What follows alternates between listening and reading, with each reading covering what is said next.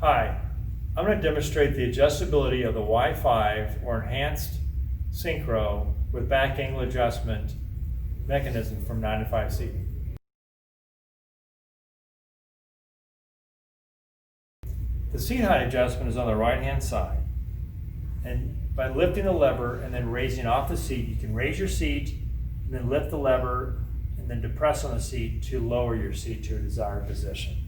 The tension control can be adjusted by pulling out the lever for easy access and then rotate forward to tighten the tension or rotate counterclockwise to loosen the tension.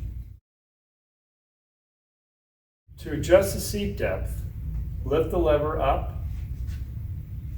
move forward or backwards to your desired position and let go to lock. To adjust the tilt lock, pull out the knob, rotate forward to unlock and tilt freely, and then rotate backwards to lock in place. There's 4 tilt lock positions.